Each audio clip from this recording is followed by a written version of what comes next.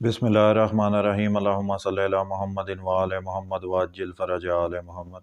अज़ीज़ान गिरामी कदर, अगर शियों के साथ इख्तिलाफ़ात की बात की जाए तो इस नाशरी शियों में दो गिरोह या दो जमातें सामने आती हैं। एक जमात वो जो मुजतहीदीन को फॉलो करती है और दूसरी जमात वो जो अइम्मा अहले बैत अलैहिस्सलाम को फॉलो करती है। तो जो हज़रात मुजतहीदीन को फॉलो करते हैं उनमें से एक हमारे भाई इज़्ज़ीदीन साहब हैं। इनकी मैंने अभी एक वीडियो देखी, ये हसन अल यारी साहब के ऊपर चंद एतराज़ात कर रहे थे। तो हमारे इज़्ज़ीदीन भाई साहब ख़ुद भी माशाल्लाह पाकिस्तानी हैं और इनको इस चीज़ का यकीनन इल्म होगा कि पाकिस्तान में जो शियों की अक्सरियती तादाद है वो ज़्यादा कन्वर्ट हुए हैं, यानी कन्वर्टेड शिया। कोई बरेलवी से शिया हुआ, कोई सुन्नी से शिया हुआ, कोई देवबंदी से शिया हुआ। मेरा अपना शुमार भी ऐसे ही शियों में आता है जो कन्वर्ट होते हैं। तो जितने भी पाकिस्तान में जो कन्वर्ट हुए हैं शिया हज़रात, उनमें से कोई भी किसी भी मुजतहिदीन में से किसी को कोई फॉलो करके शिया नहीं हुआ, या किसी मुजतहिद की उसने कोई ऐसी काविश नहीं देखी या कोई ऐसी कारकर्दगी नहीं देखी जिसकी वजह से वो शिया हुआ है। शियत को यहाँ पर भी लोग इस वजह से कबूल करते हैं कि जब चंद हक़ाइक़ जो शिया सुन्नी इख्तिलाफ़ात हैं, उनमें जो हक़ाइक़ जो शियों में नज़र आते हैं, शिया अक़ायद व नज़रियात में, उनको मद्देनज़र रख के ही वो लोग शिया होते हैं। चाहे मसला ख़िलाफ़त व इमामत का हो या उसके अलावा मसला फ़दक़ हो या और भी जितने भी शिया सुन्नी इख्तिलाफ़ात हैं। तो यहाँ पर उनको शिया करने में किसी भी मुजतहिद का कोई रोल नज़र नहीं आता। तो अगर कोई शख्स जिस तरह हसन अल यारी है, अगर वो इन इख्तिलाफ़ात को अगर सरेआम सबके सामने डिस्कस करता है तो इसमें कोई किसी किस्म का कोई मसला तो नहीं होना चाहिए। अब देखें ना कि जो भी आप भी जानते हैं, मैं भी जानता हूँ कि बड़े सख्त इख्तिलाफ़ात हैं, नज़रियात हैं, चाहे खिलाफत का मामला हो, चाहे ख़ास करके जो मसला फ़दक़ है।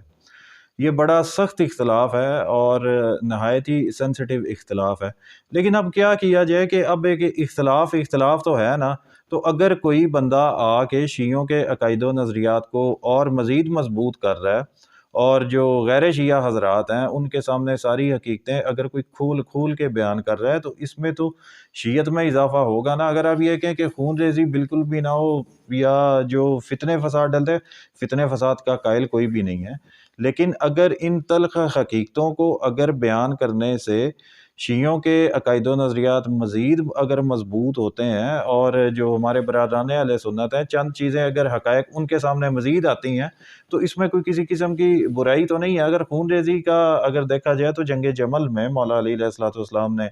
तलवार निकाली, उसके अलावा जंग सफ़ीन, बाकी तारीख़ की तरफ मज़ीद नहीं जाते,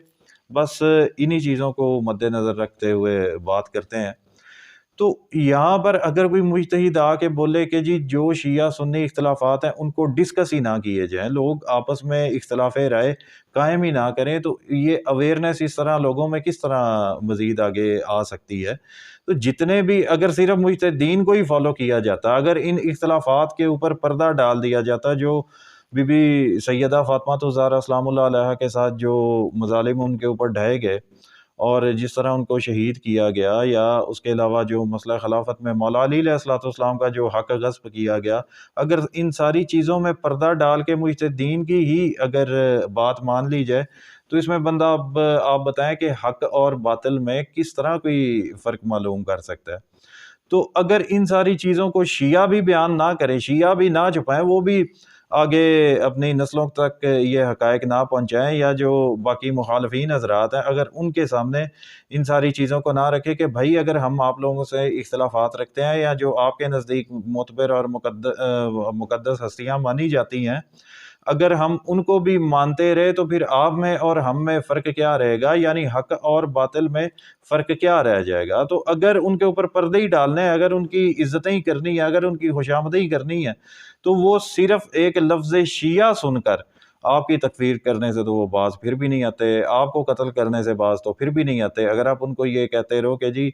हम आपके तमाम मुक़द्दसात की हद से ज़्यादा उनका एहतराम करते हैं, उनकी इज़्ज़त करते हैं, उतनी शायद आप भी ना करते हो जितनी हम करते हैं, लेकिन हम हैं शिया, वो तो फिर भी आपको काटने को दौड़ेगा, तो फिर बंदा जाएगा कहाँ?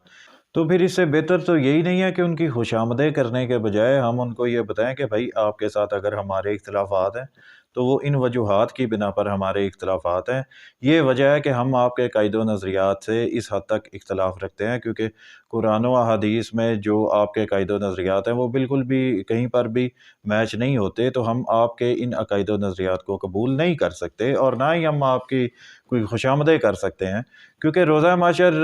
اللہ اور اللہ کے رسول کو منہ دکھانا ہے، ائمہ اہل بیت علیہم السلام کو منہ دکھانا ہے،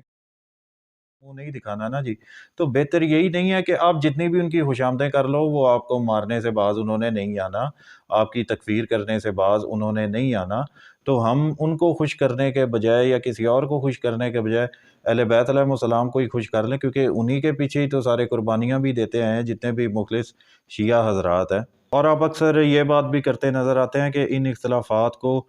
دو ایلیٹس آپس میں بیٹھ کے ڈسکس کر سکتے ہیں یا وہی ڈیبیٹ کر سکتے ہیں، تو چلیں ٹھیک ہے، پھر سارے شیعہ مل کے خامنہئی صاحب کا ترلا مارتے ہیں کہ جی آپ ہفتے میں ایک دو بار آپ لائیو آ جایا کریں، آپ ان کو بتائیں کہ پاکستان کے جو شیعوں کی اکثریت ہے وہ زیادہ کنورٹیڈ ہے، اور اس وجہ سے ان کے عقائد و نظریات اتنے مضبوط نہیں ہیں، تو آپ لہٰذا اس طرح عام حالت میں یا عام لوگوں کی طرح آپ جا کے عام لوگوں کے درمیان بیٹھ کر آپ بات کریں، تو پھر وہ تو بات کرنے سے تو رہے، وہ تو اس طرح کے سب کے سامنے بات تو نہیں کریں گے نا جی، یا وہ عقائد و نظریات اس طرح یہاں کے لوگوں میں تو نہیں پھیلائیں گے، تو پھر میرے جیسا کم علم عام سا بندہ وہ پھر کدھر جائے گا کہ اگر ان ایلیٹس کو ہی حق حاصل ہے کہ صرف اور صرف انہوں نے ہی شیعت کو آگے پھیلانا ہے، تو اس طرح اگر کوئی عام بندہ حسن اللہ یاری جیسا اگر کوئی بندہ شیعوں کی شیعت کو مضبوط کر رہا ہے اور باقی لوگوں میں بھی شیعت کو پھیلا رہا ہے، تو اس کو پھیلانے دے، اس کے اوپر کبھی تکفیریت کے فتوے اور اس کے علاوہ کبھی MI6 کا ایجنٹ اور اس کے علاوہ کبھی اس کو گمراہ شخص بولا جاتا ہے، اور وہ گمراہ اس وجہ سے تکفیریت اس کے اوپر اس وجہ سے ہوتی ہے، یا ایجنٹ اس کو صرف اور صرف اس وجہ سے بولا جاتا ہے کہ وہ شیعوں کے عقیدوں کو مضبوط کر رہا ہے اور باقی لوگوں میں بھی شیعت پھیلا رہا ہے۔ تو اگر آپ کے جو ایلیٹ کلاس کے لوگ ہیں وہ مجمع عام میں یا عام لوگوں میں نہیں بیٹھ سکتے، شیعت کو نہیں پرموٹ کر سکتے، تو پھر جو بندہ کر رہا ہے اس کو کرنے دے۔ پاکستان میں جو ضرورت ہے وہ اپنا باقی مکاتب فکر کے ساتھ جو اختلافات ہیں ان کو شیعوں کے اور ان کو ڈسکس کرنے کی ضرورت ہے پاکستان میں، کیونکہ کوئی بھی جتنے بھی شیعوں کے ساتھ اختلافات ہیں جو 1400 سال سے یا 1450 سال سے چلتے آ رہے ہیں، ان وجوہات کی بنا پر ہیں، اور اس کا حل یہ مجتہدین حضرات کے پاس نہیں ہے کہ جس طرح یہ عام لوگوں میں بیٹھ کر جس طرح کر سکتے ہیں، مجتہدین حضرات اس طرح نہیں کر سکتے، یہ آپ کو بھی اس چیز کا علم ہے۔ تو اگر آپ کے ہی اسکول آف تھاٹ کو فالو کر لیا جائے یا اگر آپ کی ہی بات مان لی جائے، تو شیعت ایک حد تک محدود ہو کے رہ جائے گی، اور اس میں جو سب سے بڑا کردار ہوگا وہ اسی طرح کے لوگوں کا ہوگا جو امن کا چورن بیچتے ہوئے نظر آتے رہتے ہیں۔ وما علینا الا البلاغ المبین۔